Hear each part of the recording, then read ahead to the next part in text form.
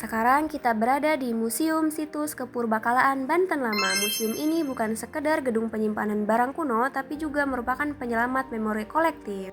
Museum ini terletak di Kecamatan Kasemen, Kota Serang, Provinsi Banten.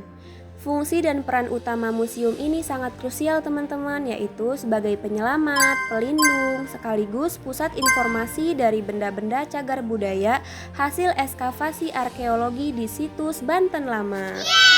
Guys, di samping saya ada kotak berupa perhiasan yang digunakan pada zaman dulu pada Kesultanan Banten terdahulu.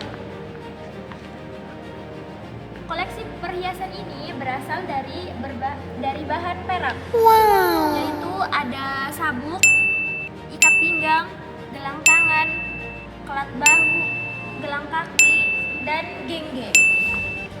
Logam perak juga menjadi alternatif populer selain emas karena sifatnya yang mudah dibentuk namun tetap memberikan kesan yang mewah. Nah guys, di samping saya ada sudut Jaya Diningrat yang dimana bercerita tentang Pangeran Astapati. Pangeran Astapati berasal dari suku Baduy dan merupakan salah satu menantu dari Sultan Agung Tirtayasa. Silakan dilihat guys.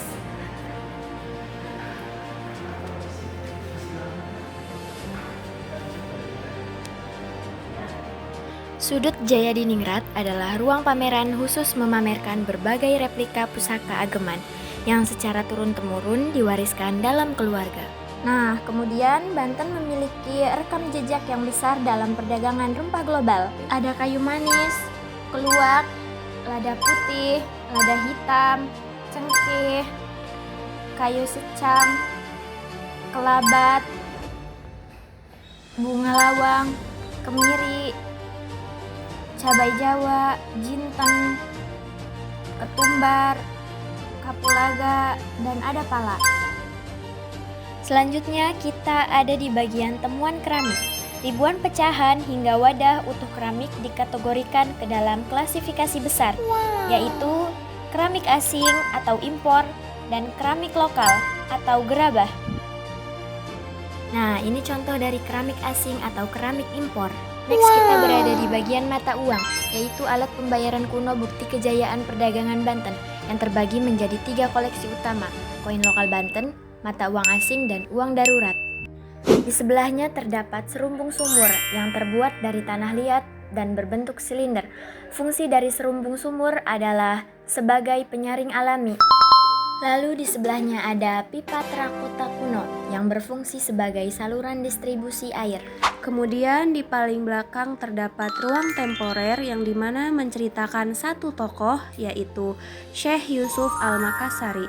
Adalah salah satu penasehat Sultan Ageng Tirtayasa yang kemudian beliau menikahi putri yang keempat dan kelima Sultan Ageng Tirtayasa.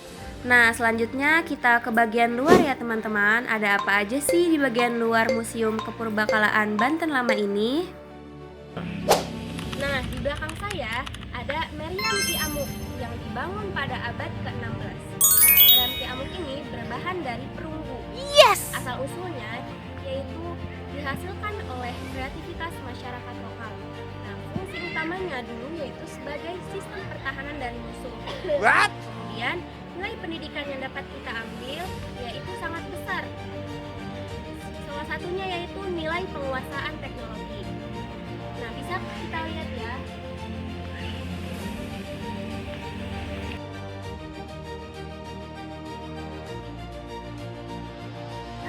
Kemudian di bagian luar juga terdapat ambang pintu atau kusen batu, lesung kayu, alat penggiling, alat batu atau prehistoris, dan ada juga batu umpak. Serta temuan kanal yang menjelaskan tata kota air maju di era Kesultanan Banten. Halo guys, di belakang saya terdapat alat untuk memeras tebu. Alat ini dibangun pada abad ke-17 sampai ke-18. Alat ini digunakan untuk memeras batang tebu yang menggunakan tenaga hewan. Nah, artefak sejarah ini ditemukan di wilayah Kampung Pamarican, Desa Banten.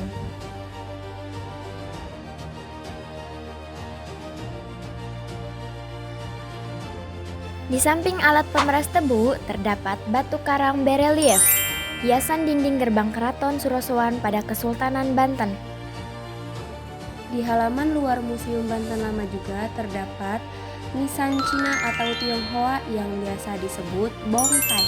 Ini sebagai bukti toleransi dan pemukiman warga Tionghoa pada masa Kesultanan Banten.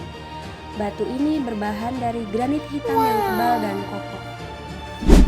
Dari kunjungan kami hari ini, kami menyadari bahwa suatu benda di museum tadi bukanlah suatu kekalahan, Melainkan bukti autentik bahwa di tanah Banten ini pernah berdiri sebuah peradaban besar yang mandiri, dihormati dunia, dan penuh dengan nilai perjuangan.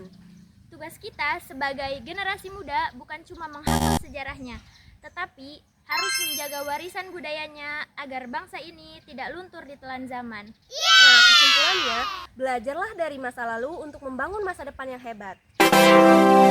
Kami pamit undur diri. Wassalamualaikum warahmatullahi wabarakatuh. See you. Bye-bye!